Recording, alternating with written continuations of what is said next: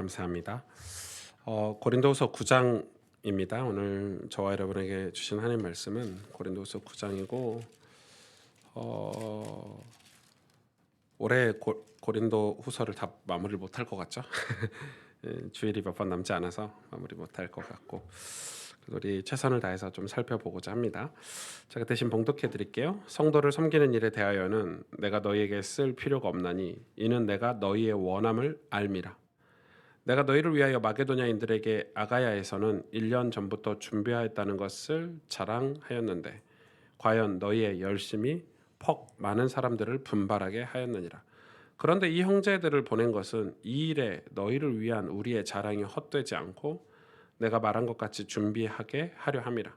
혹 마게도냐인들이 나와 함께 가서 너희가 준비하지 아니한 것을 보면 너희는 고사하고 우리가 이 믿던 것에 부끄러움을 당할까 두려워하노라. 그러므로 내가 이 형제들로 먼저 너희에게 가서 너희가 전에 약속한 연보를 미리 준비하게 하도록 권면하는 것이 필요한 줄 생각하였노니 이렇게 준비하여야 참 연보답고 억지가 아니니라. 이것이 곧 적게 심는 자는 적게 거두고 많이 심는 자는 많이 거둔다 하는 말이로다. 각각 그 마음에 정한 대로 할 것이요 인색함으로나 억지로 하지 말지니 하나님은 즐겨내는 자를 사랑하시느니라. 하나님이 능히 모든 은혜를 너희에게 넘치게 하시나니 이는 너희로 모든 일에 항상 모든 것이 넉넉하여 모든 착한 일을 넘치게 하게 하려 하심이라. 기록된 바 그가 흩어 가난한 자들에게 주었으니 그의 의가 영원토록 있느니라 함과 같으니라. 심는 자에게 씨와 먹을 양식을 주시는 이가 너희 심을 것을 주사 풍성하게 하시고 너희 의의 열매를 더하게 하시리니 너희가 모든 일에 넉넉하여 너그럽게 연보를 함은 그들이 우리로 말미암아 하나님께 감사하게 하는 것이니라. 이 봉사의 직무가 성도들의 부족한 것을 보충할 뿐 아니라 사람들이 하나님께 드리는 많은 감사로 말미암아 넘쳤느니라. 이 직무로 증거를 삼아 너희가 그리스도의 복음을 진실히 믿고 복종하는 것과 그들과 모든 사람을 섬기는 너희의 후한 연보로 말미암아 하나님께 영광을 돌리고 또 그들이 너희를 위하여 간구하며 하나님이 너희에게 주신 지극한 은혜로 말미암아 너희를 사모하느니라. 말할 수 없는 그의 은사로 말미암아 하나님께 감사하노라. 아멘. 이 연보, 오늘 본문에 나오는 연보, 우리는 지금 연보라는 단어를 쓰지 않고 헌금이라는 단어를 쓰죠. 영어 성경에 보니까 헌금은 말 그대로 캐시고 연보는 뭐냐면 이 캐시 헌금 플러스 헌물이 포함된 단어가 연보죠. 옛날에는 뭐 쌀을 드리기도 했고 우리가 이 돈이 없는 시절에는 우리의 농산물을 10의 1조를 농산물을 드리기도 했고 이런 시절이 있어서 성경 안에 연보로 표현되기도 하고 헌금이라고 이렇게 표현되기도 합니다. 그래서 연보는 조금 넓은 의미의 이 하나님 베드리는 예물을 말하고 헌금은 말 그대로 요즘은 이제 여러분이 성미 이런 거 없잖아요. 쌀 같은 거 내고 이런 거 없기 때문에 이제 헌금이라고 쓰는 단어가 맞고 또 종종 어떤 교회들은 이런 연보라는 단어로 쓰는 교회들도 종종 있더라고요. 그래서 그런 의미들을 여러분이 알고 있으면 될 것 같습니다. 오늘 고린도후서 9장은 이 헌금에 대하여 정확하게 안내를 하고 있죠. 헌금이 왜 필요한가? 이 헌금은 무슨 의미가 있는가? 이거는 사실 제가 지난 봄 바이블 스쿨 때 다룬 이 요단 출판사에서 나온 김현철 목사님이 쓰신 신앙생활 입문이라는 책을 보시면 이 성경적인 헌금에 관해서 아주 자세하게 기록이 되어 있습니다. 아마 저희 새가족 훈련에서도 그 내용을 참고해서 이 헌금에 대해서 가르치고 있는 걸로 알고 있습니다. 여러분이 참고해 보시면 헌금은 왜 해야 되는지, 헌금이 어떤 의미가 있는지, 오늘날에는 이 헌금이 오늘날 교회에서는 왜 필요한 건지를 그 요단 출판사에서 나오는 신앙생활 입문이라는 책에 아주 자세히 기록이 나와 있습니다. 사실 오늘 본문에서만 살펴보면 바울은 고린도 교회가 회개하고 그러니까 바울이 고린도 교회가 죄와 어둠과 연합하고 있을 때는 헌금에 대한 권면을 하지 않았습니다. 그러니까 이 바울이 이 고린도 교회가 변화되고 났다. 그리고 변화될 여지가 있다 했을 때 이 헌금에 대한 강조를 권면을 하고 있는 거죠. 그러니까 교회에서 새 가족에게 믿지 않는 자에게 헌금을 강조하는 건 옳지는 않습니다. 믿음이 없는데 헌금을 해라. 있을 수 없는 일이죠. 그럼 오늘 본문의 말씀이 확인이 되지 않아요. 믿음이 없는데 기쁜 마음으로 드릴 수가 없고, 믿음이 없는데 뭐 하나님 앞에 이 헌금을 왜 드려야 되는지 아깝게 생각이 되는 게 당연한 거라고 저는 생각이 들어요.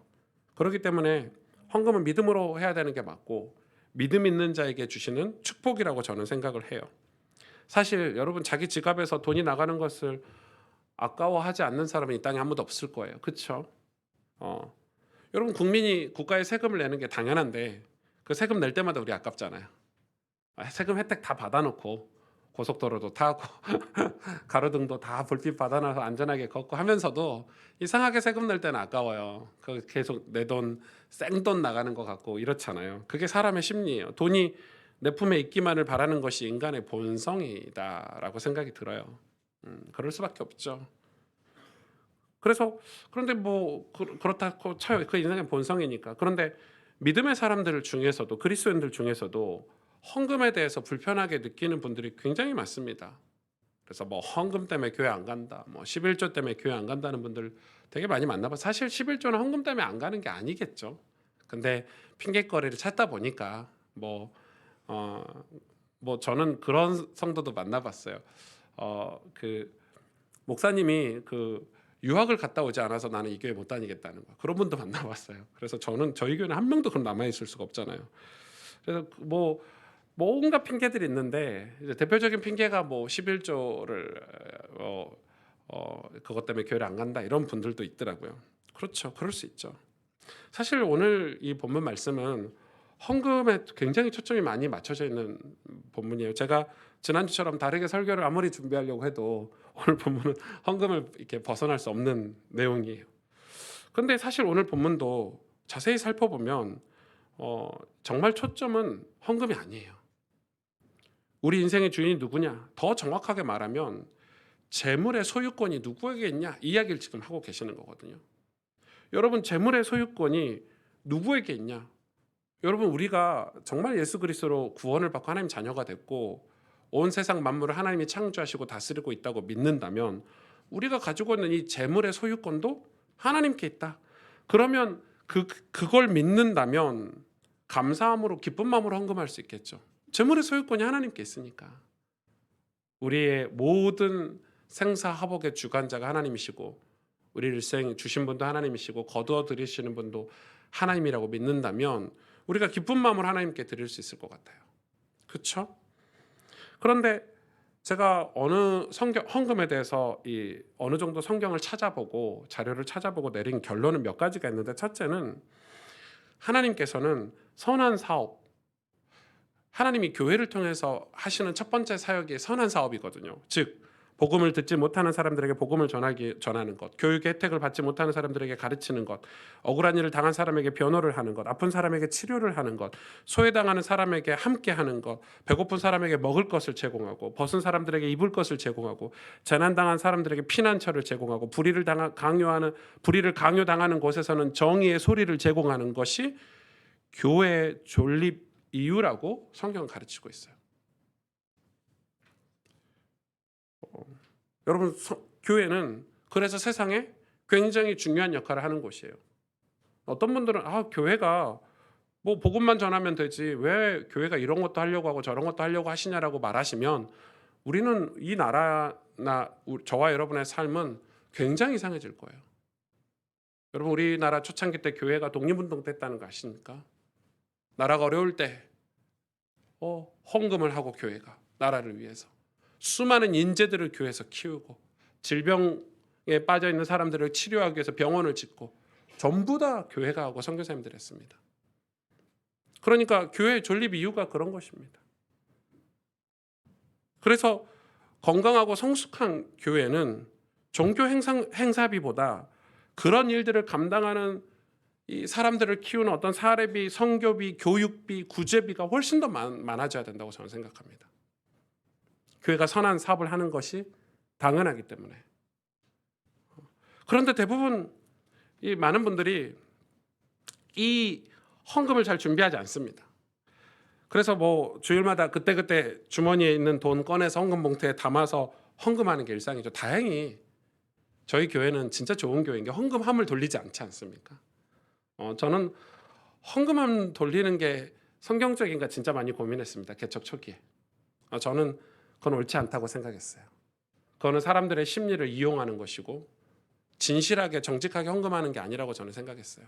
그래서 저는 예배 시간에 헌금함 돌리는 걸 하지 않았고 개척 때부터. 제가 왜냐하면 헌금함 돌리는 교회를 다닌 적이 있는데 엄청 불편하더라고요. 물론 준비를 하고 있으면 불편하지 않습니다. 그러나 준비가 안 돼 있으면 막 어떻게 막 당황하고 이러고 괜히 부끄럽고, 사실 준비하지 않아서 헌금을 안 드리는 게 부끄러운 일은 아니에요. 그건 전혀 부끄러운 게 아니에요. 내가 준비를 하지 않아서 헌금을 드리지 않는 것은 부끄러운 일이 아니고 그건 자기의 믿음의 수준이기 때문에 부끄러워할 일이 아닌데 헌금함이 돌 때는 되게 불편하더라고요.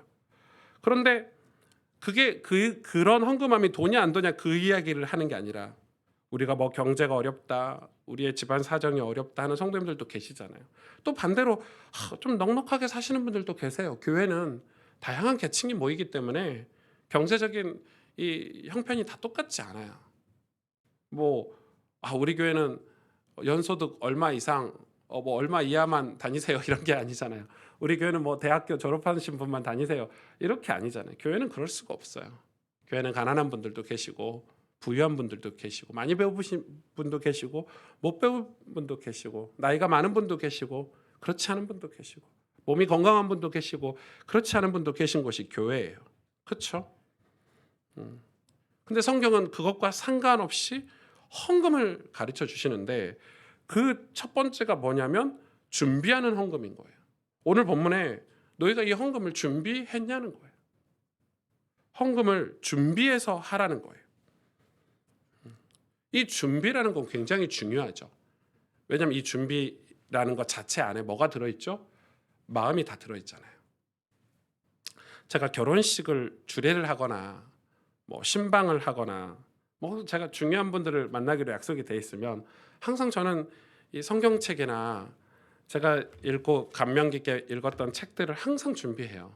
그러니까 제 서재에 가면은 책이 감명 깊게 읽은 책을 막 뭐 서너 권씩 사놓은 것도 있고, 그러면 주례를 했을 때는 그 성경에다가 이제 부부가 될 사람들에게 메모를 하고 편지를 써서, 혹은 제가 뭐 신방을 갔을 때 그 가정에 필요한 책들을 좀 사서 메모를 해서 항상 들고 가거든요. 그럼 저희 교육자들 늘 보죠.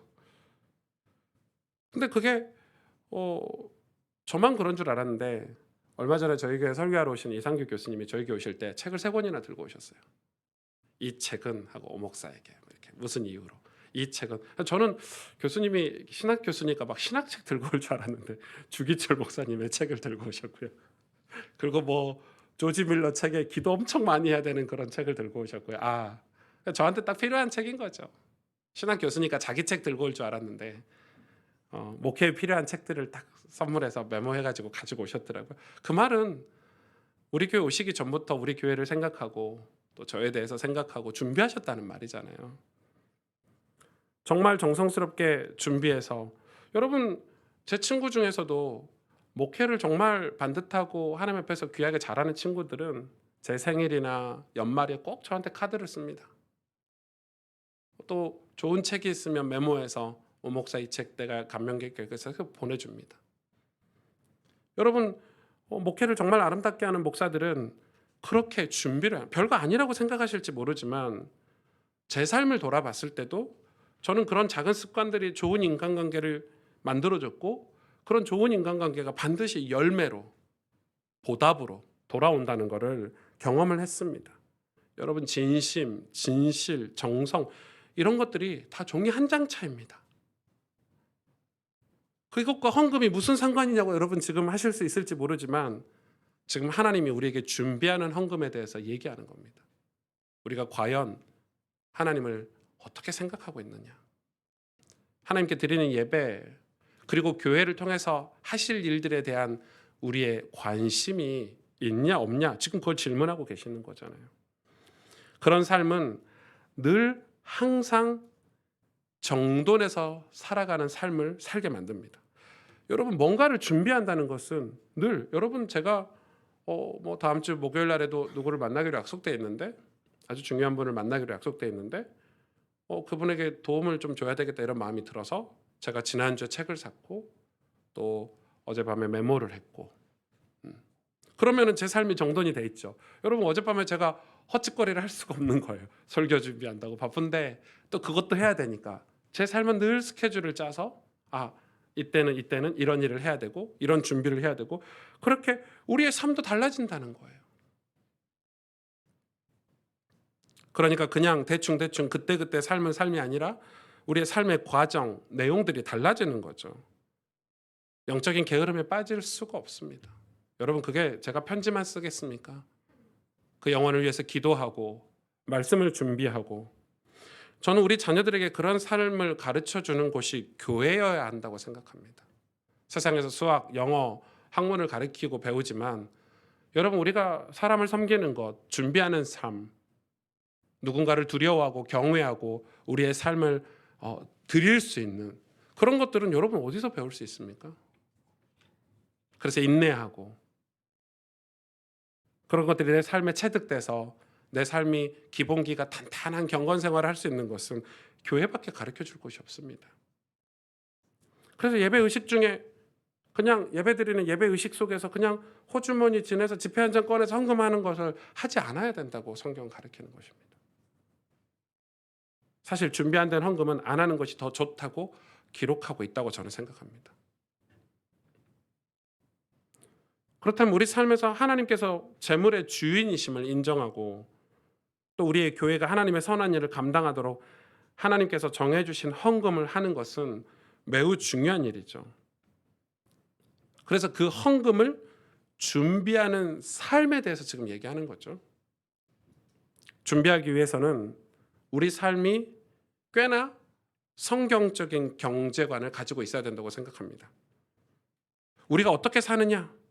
우리 삶이 부자로 사느냐, 가난한 자로 사느냐, 혹은 우리가 뭐 부끄럽기도 하고, 혹은 어깨가 으쓱거리기도 하고 그렇잖아요. 아굴의 잠언 여러분 아시죠? 아굴이 잠언에 이런 기도를 했잖아요. 하나님, 제가 너무 부자가 되지 않게 해주세요. 교만해서 하나님을 모른다 할까 두렵습니다. 하나님, 저 너무 가난하지 않게 해주세요. 혹시 하나님의 일을 못한다 할까 두렵습니다. 그 말은 부자가 되기 싫고 가난한 자가 되기 싫다가 아니죠. 하나님에게서 멀어지고 싶지 않다는 아굴의 마음이 담긴 기도죠. 하나님을 가까이 하고 싶다는 거예요. 그러니까 우리 삶에서 하나님을 가까이 하고 살아가는 그 삶은 굉장히 많은 의미가 그 안에 담겨져 있습니다. 이 헌금 하나를 이야기하는데도 여러분 우리가 헌금을 하나님 앞에 드리는데도 하나님이 우리하고 가까이 있어서 준비된 헌금을 하느냐 그렇지 않느냐. 왜냐하면 지금 고린도 교회를 살펴보면 고린도 교회가 제일 먼저 타락한 게 성적인 타락이었거든요. 여러분 성적으로 타락하면 저는 모르죠. 제가 뭐 룸살롱을 가봤습니까? 뭐 그런 데를 가봤습니까? 뭐 근데 기사 같은 거 제가 찾아보니까 뭐 룸살롱을 가면 수백만 원, 수천만 원씩 깨진대요. 요즘 회사를 다니면서 사업을 하면서 비즈니스를 하면서 여자들을 만나고 불법적으로 성적으로 타락에 빠지면 얼마나 많은 돈을 거기다 쏟아붓습니까? 지금 그 이야기를 하는 거예요. 지금 이 사도 바울은. 너희가 그런 삶을 바꿔야 된다. 하나님 앞에 예물 드리는 삶으로 헌금 드리는 삶으로 그 헌금이 가난한 자를 돕고 병든 자를 돕고 이 교회가 선한 사업을 할 수 있도록 그렇다면 우리 삶도 완전히 바뀌는 거죠. 고린도 교회가 얼마나 많은 이방신을 섬겼습니까? 얼마나 많은 불법적인 제사를 드렸습니까? 이방신들에게 갖다 바치는 근데 그 갖다 바치는 이방신에 갖다 바치는 건 자기의 욕망을 위한 재물들이었잖아요. 그런 삶을 살지 말라는 거예요. 헛된 일에 헛된 우상 귀신들에게 재물을 바치지 말라는 거예요. 그 재물이 어떻게 쓰이는지 여러분 아시잖아요. 그것뿐입니까? 서로 분쟁하고 싸우고 모함하고 우리의 말이 걸칠고 우리의 마음이 병들고 서로 상처 주고 이간질하고 그런 삶에 어떻게 하나님 앞에 예배 드릴 때 준비하는 예배 헌금을 준비하는 삶이 될 수 있겠습니까? 감정이 상해 있고 여러분, 하나님의 은혜는 밖에 있는 게 아니라 우리 안에 있어야 됩니다. 그래서 우리의 삶이 늘 하나님을 섬기고 경외하는 삶을 살라고 지금 성경은 우리에게 도전을 하고 있는 거죠. 여러분, 우리가 믿음으로 살지 못해서 우리의 삶이 교회가 되지 못하면 어떻게 하죠? 그러면 거기에는 하나님께 온전한 예배 의식 이런 걸 드릴 수 없다고 이야기하는 거예요. 그래서 약속한 연보, 준비된 연보를 드리라고 권면하고 있는 거예요. 지금 고린도 교회가 회개했다. 그래, 너희 회개했어?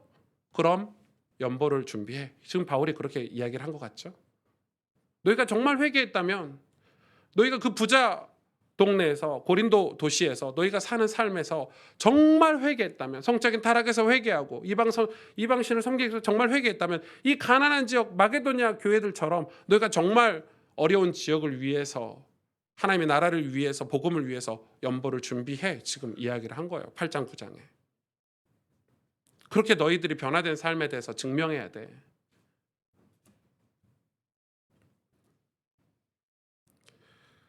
많은 그리스도인들이 성경적인 경제관을 가지지 못하고 있다고 하죠. 제가 몇 달 전에 추천한 리퀴드 처치, 그 리퀴드 처치 교회 사역 중에 성도들이 엄청 부흥했어요.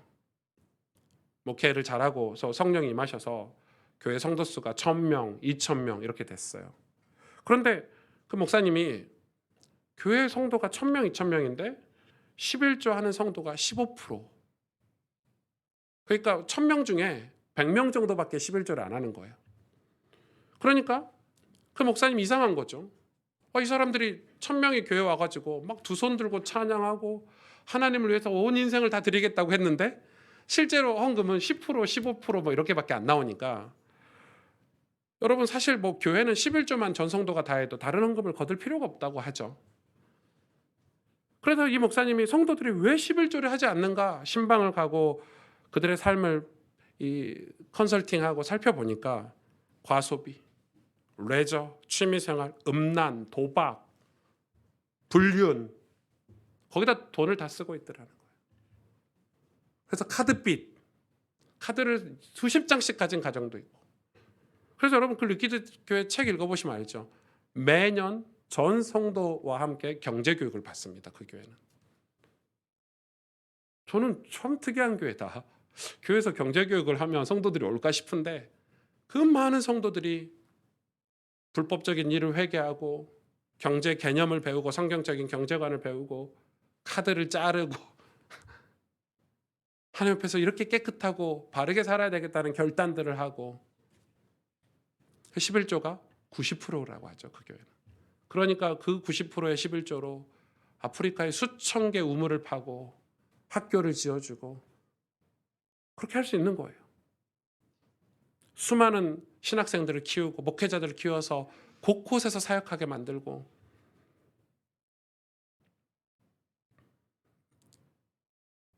그래서 이것이 신앙생활인가?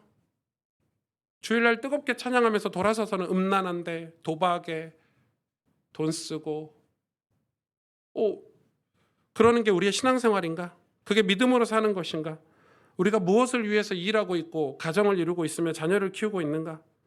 그러니 헌금뿐만 아니라 자녀들의 교육에도 투자할 수 없고, 그 리퀴드 교회 목사님이 그 이야기 하셨어요. 그 교회가 심각한 거는 자녀들을 방치하고 있다는 거예요.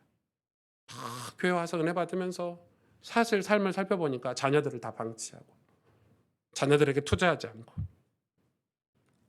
가난한 자를 도울 수 없을 만큼 삶은 믿음과 별개로 살아갔다고 하죠. 그래서 그 교회는 매년 경제교육을 받는다고 해요. 어떻게 저축하는지, 어떻게 지출하는지, 또 그런 삶을 살기 위해서 어떤 건강한 삶을 살아야 되는지.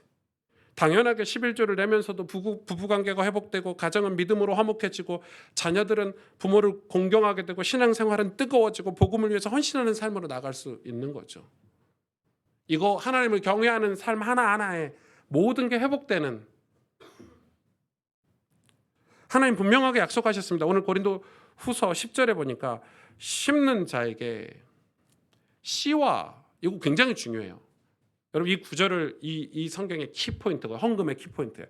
심는 자에게 씨와 먹을 양식을 주시는 이유가. 자, 이 한 구절 가지고 우리가 오늘 헌금의 의미를 찾아봐야 되는데, 심는 자는 농부죠. 농부가 가을에 결실을 맺습니다. 여러분 농사 안 지어보신 분은 오늘 설교가 어려울 수 있어요. 그러나 이해하셔야 됩니다. 씨앗을 심어서 가을에 결실을 맺는데 이걸 다 먹어버리면 어떻게 되죠? 다 먹어버리면 어떻게 되죠, 여러분? 내년에 씨앗을 모종할 씨앗을 남겨놓지 않고 다 먹어버리면 어떻게 되죠? 내년에 농사를 못 짓는 거예요. 그럼 당장은 배부르지만 미래가 없는 거예요. 그래서 지금 하나님이 심는 자에게 씨와 먹을 양식을 준대요. 농부가 농사를 짓고 풍성하게 이 가을에 추수를 해요. 그러면 충분히 먹을 수 있죠. 근데 지혜로운 농부는 그 중에 가장 좋은 열매를 추려냅니다. 가장 먼저.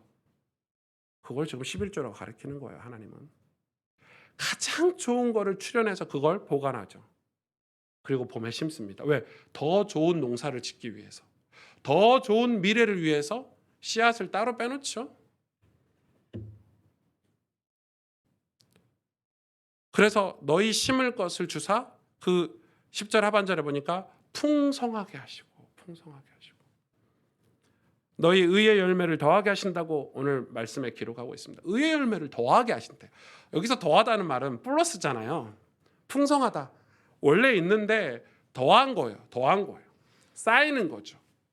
좋은 씨앗을 남겨놓고 내년에 심으면 또 그의 좋은 열매들이 나옵니다. 그 좋은 열매들 중에서도 또 제일 좋은 씨앗을 남겨서 그 다음에 심으면 또 더 좋은 열매를 맺겠죠. 농부들은 다 아실 거예요. 시골에서 이 씨앗이 얼마나 중요한지. 그래서 여러분 좋은 품종을 얻으려고 값비싼 돈을 주고 품종을 요즘 사려고 노력하잖아요. 왜? 열매가 다르니까. 여러분 쌀도 아무거나 먹지 않습니다. 비싼 쌀 있고 싼 쌀 있잖아요. 품종이 다른 거예요. 열매가 달라요. 씨앗에 따라서. 그래서 지혜로운 농부는 자기가 추수한 것 중에 가장 좋은 것을 따로 떼놓습니다. 아무리 배고파도 겨울에 먹을 것이 떨어져도 그 씨앗을 먹는 법은 없습니다. 바보죠. 그 씨앗을 먹어버리면 바보 천치가 되는 겁니다. 왜? 당장 이 씨앗을 먹어서 배부를 수 있지만 미래는 사라지는 거예요. 굶어 죽어야 돼요. 지금 성경은 지금 그 이야기를 하는 거예요. 저는 사실 이 말을 정말 믿었어요. 그냥 믿은 게 아니에요. 여러분 이게 어디 헌금뿐입니까? 전 목회를 시작하면서 하나님께 제 경제뿐만 아니라 제 기도 시간, 설교 준비 시간, 제가 하나님 말씀의 은혜를 받는 시간 모두 질과 양으로 하나님 앞에 결단했습니다. 제가 이건 간증하기 위해서 이 설교를 이해를 돕기 위해서 제 삶을 공개하는 거예요. 여러분 솔직히 제가 설교 잘 못하잖아요. 제 설교가 인기가 그렇게 많지 않다는 걸 알고 있습니다. 알죠? 저도 제가 제 설교를 들으면 가끔 답답하고 지루하고 그래서 제가 설교를 얼마나 못하면은 토시 한 자 안 틀리고 100% 녹취해서 달달달 외웁니다. 실수 안 하려고. 지금 제가 이렇게 하는 것도 다 기록했습니다. 무슨 말인지 이해가 가세요? 제가 지금 이렇게 하는 것까지도 다 메모해 놨다고요. 두려워서. 그런데 이렇게 100% 원고 준비하는 설교를 하죠. 그래서 제가 목회를 잘할 수 있을까? 제가 교회를 개척해서 성도들을 많은 사람들에게 주의 복음을 전하고 성도들을 올바른 길로 인도할 수 있을까? 그거는 제가 잘할 수 있는 방법은 제가 하나님 앞에서 또 성도들 앞에서 솔직하고 정직하게 기도하고 설교를 준비하는 것밖에 없는 거예요. 여러분 제가 교회 와가지고 뭐 2시간씩 무릎 꿇고 기도하고 있으면 바쁠 때는 지금 뭐 하고 있지? 바보 같다는 생각이 들 때도 있어요. 여러분 진짜 바보 같아요. 사람이 얼마나 바보 같냐면 교회에서 2시간 동안 막 기도하고 있으면 물론 은혜를 받을 때는 괜찮지만 뭔가 바쁘고 마음이 심란할 때는 지금 내가 뭐 하고 있지? 이렇게 허무할 때가 있어요. 여러분 기도가 그래요. 허무해요.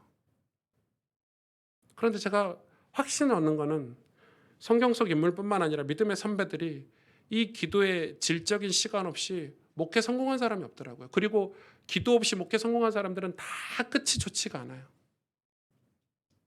끝이 좋지가 않아요.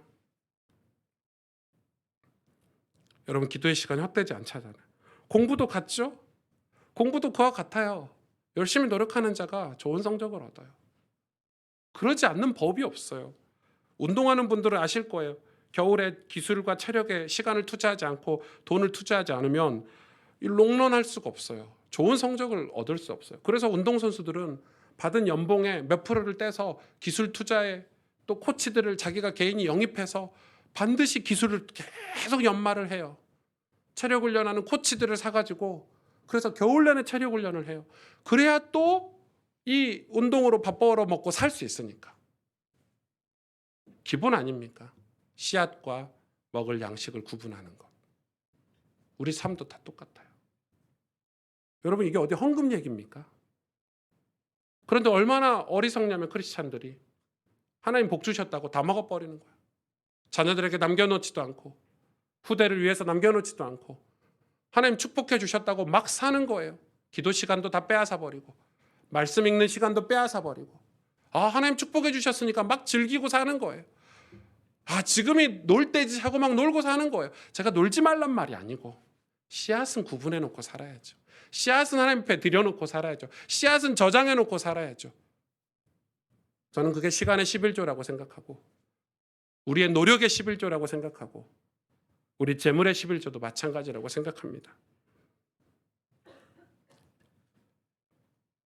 이 미국 농구의 최고의 슈터인 스테판 커리라는 농구 선수가 있어요. 여러분, 연봉이 한 해 1,000억 가까이 됩니다. 그러니까 연봉이 1,000억이라는 게 와닿지 않으시죠? 예. 슛으로는 세계 넘버원입니다. 어디서 던져도 다 들어가고 최고의 농구 선수입니다. 이미 모든 걸 다 이뤘습니다. MVP도 다 받고 우승도 여러 번 했고 그냥 성공은 다 했습니다. 그런 이 최고의 역대 선수가 얼마 전에 자기 농구 후배들에게 이런 쓴소리를 했습니다. 아직 농구로 성공하지 않은 너희들이 나보다 연습 시간이 더 없다는 게 이해할 수 없다. 골프 선수 중에 최고의, 지금 세계 랭킹 1위인가요? 로리 맥킬로이라는 선수가 얼마 전에 한국 선수가 그 로리 맥킬로이에게 질문했죠. 당신은 어떻게 그 세계 정상의 자리에서 그렇게 오래 있을 수 있었냐고 질문했습니다. 그랬더니 그 로리 맥킬로이가 그 선수에게 이렇게 얘기했어요. 너 보니까 이미 스폰서가 많네? 옷에 운동선수 스폰서를 다 달고 다니잖아요. 이미 너가 스타가 됐구나. 그럼 스타가 되고 나면 방송에 불려다니고 행사해야 되고 그거 해야 돼.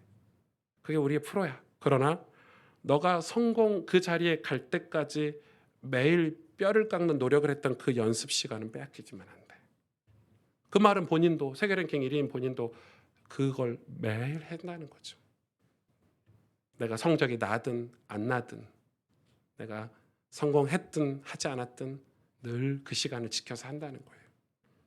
목사요. 조금 영역이 다르다고 생각하지만 원리는 같다고 생각해요.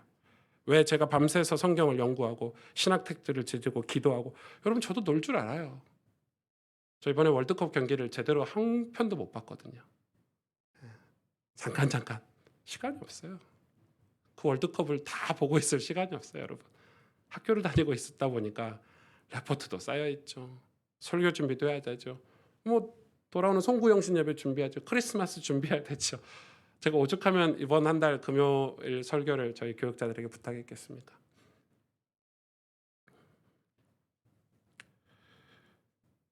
제가 성도들을 지키는 목회 방법이 있죠. 기본을 지키는 것, 씨앗을 지키는 것. 성경은 헌금을 그와 같은 원리로 이야기를 하고 있습니다. 그러면 너에게 의의 열매를 더하게 하신대요. 엄청난 얘기예요. 엄청난 원리로 지금 얘기하고 있죠. 제가 부산에서 신학교 다닐 때 부산에서 되게 핫한 교회가 있었어요. 호산나 교회라고. 이 최홍준 목사님이란 분이 목회하던데 이 교회가 진짜 핫했어요. 근데 제가 청소년에 관심이 많다 보니까 그 교회가 청소년이 막 미친 듯이 부흥한다는 거예요. 교회가 막 중고등부, 여러분 90년대 2000년대 들어서 교회 중고등부가 부흥한다는 건 흔치 않은 사례예요. 근데 막 200명, 300명 막 아이들이 막 1000명 이렇게 모인다는 거예요.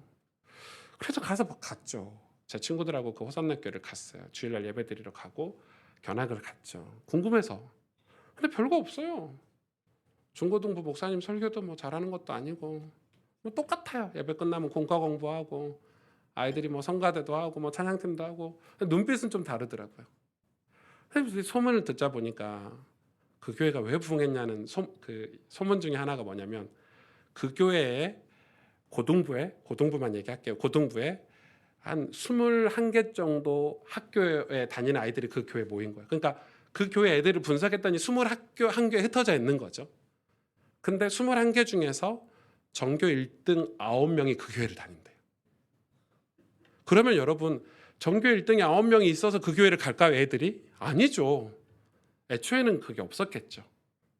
근데 이제 지금은 여러분 전교 1등 9명이 그 교회를 다니는데 금요 예배 가죠. 토요일 날 성경 공부하죠. 전교 1등짜리가 교회 회장하고 있죠. 찬양 인도하고 있죠. 말이나 됩니까? 고등학생 전교 1등짜리가 주말 내내 교회에서 살고 예배드리고 한다는 게 제가 너무 궁금한 거예요. 도대체 왜 이런 일이 발생하고 있나? 알고 봤더니 그 교회에 비전헌금이라는 게 있는 거예요. 제가 그 비전헌금 봉투에 쓴 글귀를 보고 제가 이해가 되더라고요. 그 비전헌금은 100% 지금 우리가 하는 비전헌금은 다릅니다. 100% 목적성 있는 헌금이었어요. 최영준 목사님께서 아이들은 선교지를 가봐야 된다. 그런데 아이들이 돈이 없어서 선교지에 200만 원, 300만 원씩 내고 못 가잖아요. 그래서 모든 성도들이 돈 있는 성도들은 돈을 더 내라 이래가지고 펀딩을 만든 거죠. 이 돈은 이 교회 아이들이라고 하면 이 교회 등록된 아이들이라고 하면 누구든지 중학교 1학년 때 고등학교 1학년 때 해외를 선교지를 무료로 보내주는 거예요. 이해가 되시죠? 그 교회 애들이라고 등록된 애들은 무조건 이 비전 헌금으로 중학교 1학년 때 한 번, 고등학교 1학년 때 한 번 지원해 주는 거예요. 뭐 중2, 중3 때는 가고 싶으면 자비량으로 가는 거예요. 그러니까 모든 이 교회 아이들의 혜택을 다 받는 거예요. 이 헌금이 그 당시 90년대 수억이 모여 있더라고요. 그러니까 생각해 보세요. 여러분 중학교 1학년 때, 고등학교 1학년 때 교회 목사님, 전도사님하고 선교지를 가서 비전 트립을 하고 미국도 갔다 오고 일본도 갔다 오고 그래서 눈이 확 열려버린 거죠. 거기 신앙이 들어가서. 그래서 자기들이 공부를 다 하게 되는 거예요. 그리고 아이들에게 장학금을 지원하고 공부 잘하는 아이들에게. 제가 왜 이야기를 하냐면 별거 아닌 것 같잖아요. 그 아이들이 그때 장학 혜택을 받던 아이들이 지금 한국 교회를 다 이끌고 있는 리더가 됐어요. 정말 신기해요. 정말 신기해요. 여러분 교회에서 자꾸 애들한테 뭐 기도해라 뭐 예배드려라 막 잔소리할 게 아니라 아이들이 피부로 느끼는 지원을 해줘야 된다고 생각해요. 진짜 믿음이라는 걸 심어줘야 되는 거예요. 그런 부분에 있어서 저희 교회가 앞으로 많은 도전을 해야 된다고 생각해요.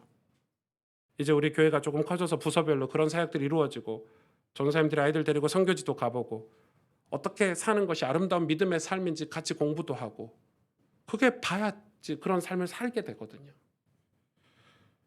책을 같이 읽고 공유하고 그런 뭐 서울은 좋은 대학들 많잖아요. 그런 데도 가보고 순교지도 가보고 그래서 12절에 이 헌금에 대해서 뭐라고 얘기합니까? 좀 놀랍죠. 이 봉사의 직무가 여러분 헌금을 봉사의 직무라고 지칭하고 있습니다. 그러니까 원어에 보면 이 헌금을 우리가 내는 이 연보를 하나님 앞에 직무라고 얘기하고 있어요. 직분이라고 얘기하고 있어요. 아, 엄청난 얘기를 하는구나. 그래서 이거는 이 봉사의 직무가 우리를 넘치게 채운다는 거예요. 감사로 드리는 이 봉사의 직무가 넘치게 채운다는 거예요. 그래서 제가 이게 이해가 되는 거예요. 우리 권사님 장로님들이 교회를 위해서 기도하는 시간을 꼭 가져주시고요.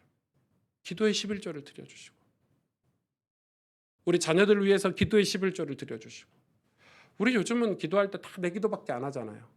무슨 기도의 11조도 없어. 교회를 위해서 남을 위해서 기도 안 하잖아요. 그래서 그 이야기를 하는 거예요. 모든 삶의 10의 1조를 하나님 나라를 위해서 드려라. 그게 감사로 드릴 때 하나님이 의의 열매를 더하게 하시고 넘치게 하신다는 거예요. 분당 우리 교회 가면 이 특별한 펀딩을 하고 있는데 그게 이 가난한 사람이 언제든지 빌려갈 수 있는 구호 헌금이죠. 구제 헌금. 그거를 카운팅을 하더라고요. 홈페이지에 가니까 헌금하면 드르륵 올라가는 거 아시죠? 누가 뭐 10,000원 내면은 축 올라가고 누구한테 이렇게 지원이 나갔으면 마이너스 되고 뭐 이렇게 드르륵 하는데 10몇 억인가 있더라고요. 와. 그거 가지고 교회뿐이 아니라 누구든지 당장 이것 때문에 자살하고 당장 삶을 포기하고 이런 사람들이 와서 급하게 빌려갈 수 있도록 그 펀딩을 해놨더라고요. 물론 대형 교회니까 성도 수가 뭐 10만 명, 20만 명 되니까 그게 가능하다 이렇게 생각할 수 있겠지만 저도 그런 마음이 들어요. 아, 교회가 어떻게 하면 저렇게 여유가 있어서 세상에 빛과 소금 된 사역들을 할 수 있을까?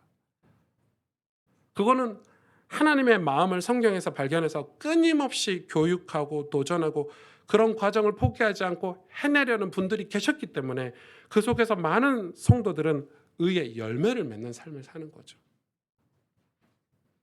그걸 해낸 거죠.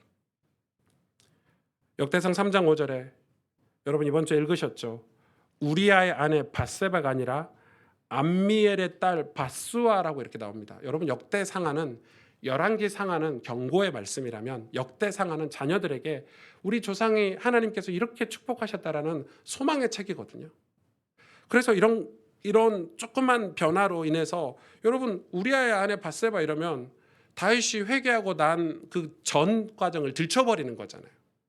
그래서 다윗이 회개하고 나서 더 이상 그런 죄를 짓지 않았기 때문에 하나님은 감싸주신 거예요. 자녀들에게 너희 엄마는 암미엘의 딸 밧수아야 라고 얘기해 주는 거예요. 그래서 하나님은 역대서를 자손에게 가르쳐 주기 위해 소망의 글로 은혜의 길로 적게 하셨어요. 그러니까 다윗이 회개하고 그 뒤로 다시는 그런 죄를 짓지 않았거든요. 우리가 여러분 예수님을 만나고 회개하고 새 삶을 살려는 것이 하나님 우리에게 주시는 은혜의 목적이죠. 그러다가 4장 10절에 보면 갑자기 야베스라는 인물이 나와서 야베스의 기도문이 딱 올라가죠. 그거 똑같은 거예요. 갑툭튀 같지만 하나님이 이스라엘 민족을 포기하지 않고 붙잡고 계신 거는 이런 야베스 같은 사람이 하나님께 복을 구하는 기도를 했다라는 거예요. 어려운 시기에. 그걸 하나님이 소망으로 우리 자녀들에게 가르쳐 주는 거예요. 야베스가 하나님께 복을 달라고 기도하는 거 별거 아닌 것 같잖아요. 하나님이 이스라엘을 지키셨다는 거예요. 이름 없는 야베스가, 누군지도 모르는 야베스가. 여러분, 저와 여러분이 우리 자녀들을 위해서 교회가 선한 하나님의 사업을 하기 위해서 기도한다는 것은 엄청 중요한 일이에요. 하나님으로부터 은혜를 놓치지 않도록 기도하는 분들이 있었다는 거잖아요. 다윗이 그랬고 야베스가 그랬고 저와 여러분도 하나님의 역사하심이 소멸되지 않도록 우리의 삶을 하나님께 드릴 수 있어야 돼요. 그 헌신, 그게 회개고 그게 기도라고 저는 믿어요. 그거에 대한 증명을 제물로도 하라는 거예요.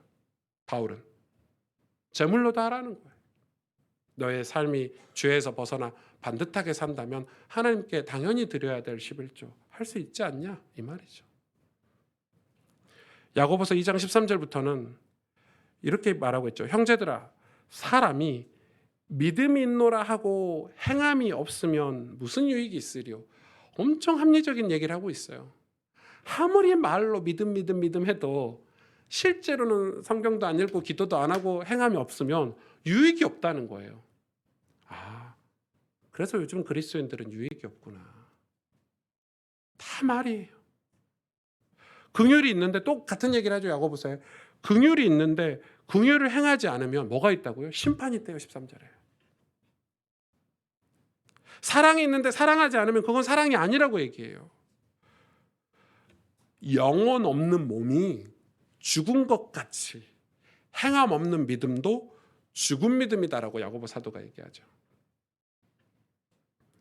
하나님을 사랑한다고 하면서 예배하지 않고 그의 말씀을 귀히 듣지 않고 그와 교제가 없다면 과연 하나님을 사랑하는 것일까? 하나님이 싫어하는 우상을 계속 섬기고 계속 하나님이 싫어하는 죄를 계속 의도적으로 짓고 하는 게 옳은 일인가? 어떻게 그 질문을 우리가 이 시대에 하지 않을 수 있겠어요, 여러분? 여러분, 우리는 하나님을 사랑할 능력조차 없는 연약한 존재들이에요. 그래서 은혜라고 얘기하잖아요. 은혜죠, 은혜. 믿음의 부모들이 기도로 그 은혜를 구하고 그 복을 구해서 우리 자녀들이 또 은혜의 자리에 나오는 거잖아요. 어디 될 만해서 우리가 이 길을 갑니까? 할 만해서 가는 길이 아니잖아요. 이 믿음의 길이라는 것은. 소망이 있습니까? 저는 이 작은 교회를 목회하는데도 미래가 암담할 때가 많은데요. 어떻게 하지? 어떻게 하지? 어떻게 해요, 주님? 어떻게 해야 될지 모르겠어요. 두려워요. 이렇게 기도할 때가 많은데요. 그러나 하나님의 은혜가 내 안에 있다면, 여러분, 은혜는 밖에 있는 게 아니라 우리 안에, 내 안에 있는 게 은혜잖아요. 기도를 하고 나면, 내가 말씀을 깊이 묵상하고 나면 내 안에 그 은혜로 말미암아 뭐가 생기죠? 감사가 생기고 확신이 생기고 믿음이 생기죠. 그래서 가는 거예요. 그래, 나는 죄와 타협하지 않고 갈 수 있어. 나는 하나님을 바라보고 하나님의 영광을 위해서 갈 수 있어. 이런 믿음이 생기는 거예요. 제가 한국 교회사를 공부하다 보니까 얼마나 많은 은혜를 받는지, 그 시절 배우지 못한 우리 믿음의 조상들은 새벽이면 금요일이면 그 힘든 일 다 마치고 교회 모여서 나라를 위해서, 후손들을 위해서 얼마나 부르짖고 기도했는지. 여러분, 그분들이 똑똑했을까요? 한글도 모르는 농사 짓는 사람들이 나라를 위해서 뭐 기도한다 한들 그 기도가 뭘 얼마나 대단했겠냐고 여러분 생각하지만, 그 기도 때문에 우리나라가 산 거예요. 그 헌금 때문에 우리나라가 산 거예요. 농사 지어서 그 품팔이한 돈에 10의 1조를 드리고, 그 우리나라가 네비우스 선교 정책 중에 가장 완성적인 나라라고 하죠. 외국 선교사들이 이 후원해서 지은 그 병원, 학교, 그거 빚도 갚았다는 우리나라 사람들이. 고마워서, 감사해서. 그때는 당신들이 우리를 도왔지만 이제 우리가 이거 갚아주겠다. 우리가 헌금해서 갚아주겠다. 이제 우리가 복음을 받고 당신들이 말씀을 주셔서 우리가 이제는 살만하니까 이제는 갚아주겠다 해서 그걸 갚아준 사례도 있더라고요. 신기하죠? 여러분, 주님께 매달리고 살려달라고 도와달라고 기도하는 것이 수준 낮은 기도인가요? 내 부모 형제를 구원해달라고, 내 자녀들을 하나님께 구원해달라고, 내 지금 은밀한 죄들을 해결해달라고 기도하는 게 과연 수준 낮은 신앙인가요? 여러분, 뭐가 수준 낮은 신앙입니까?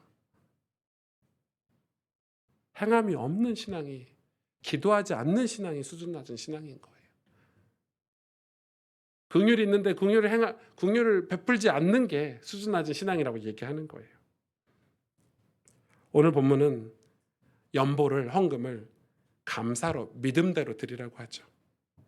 기쁨으로 드리래요. 그런데 무슨 얘기하죠? 하나님 즐겨내는 자를 사랑하신다, 이렇게 얘기하고 있어요. 헌금을 즐겨낼 수 있나요?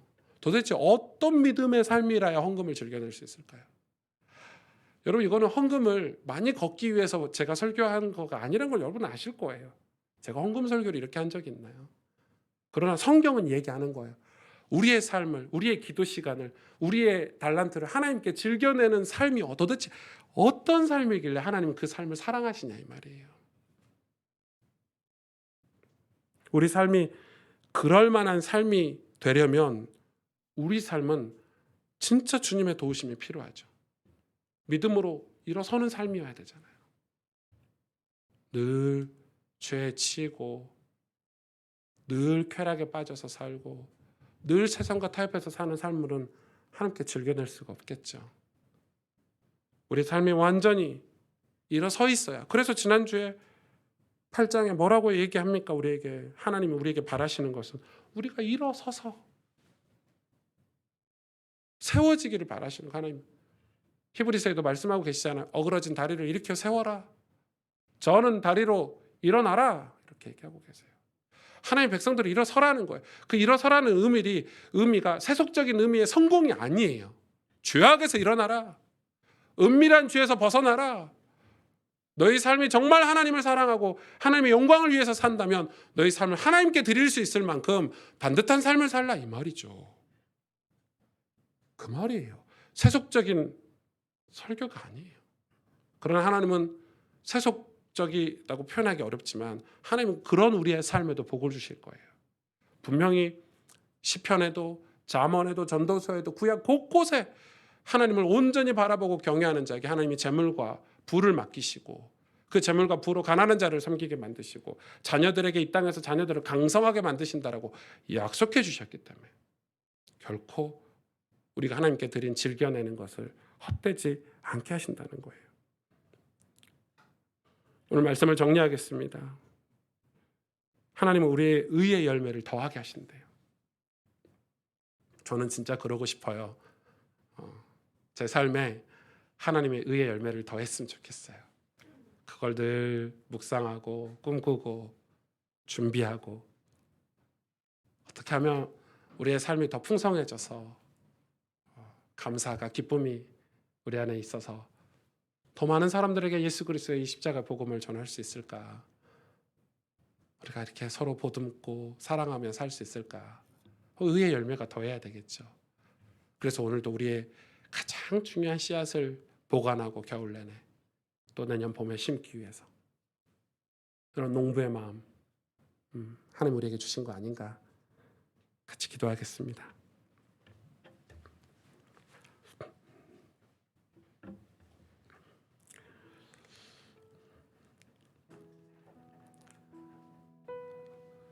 하나님, 우리가 하나님 기쁘게 섬길 수 있는 삶이길 원합니다. 하나님 우리를 사용하실 때 온전히 주님 예 그렇습니다 나를 사용해 주세요라고 하나님 앞에 드릴 수 있는 삶이기를 원합니다. 주님 우리의 재물 기쁘게 하나님께 드려서 가난한 자와 하나님 나라를 위해서 하나님 기뻐 사용하시는 즐겨낼 수 있는 삶이 되기를 원합니다. 주님 우리의 삶이 그런 믿음의 삶이 되게 주옵소서. 음란과 쾌락에 빠져있는 삶이 아니고 세상에 물들어 있는 삶이 아니고 게으르고 병들어 있는 삶이 아니고 상처와 원망으로 뒤덮인 삶이 아니고 하나님 앞에 기도하며 예배하며 주어진 삶에서 농부의 삶을 살 수 있도록 하나님 주신 열매로 풍성히 거둬 베풀고 나누며 살 수 있는 그런 삶을 우리가 꿈꾸게 하시고 그래서 하나님 우리의 회개의 열매가 헛되지 않도록 저희들의 삶을 믿음의 삶으로 축복해 주옵소서. 우리 시간 오늘 말씀을 기억하면서 우리의 삶에 주실 하나님 은혜들을 우리가 꿈꾸고 바라고 소망하며 주님 우리가 그런 삶을 살 수 있도록 은혜를 주옵소서. 우리 같이 하나님의 한 목소리로 기도하도록 하겠습니다. 하나님 아버지 감사합니다.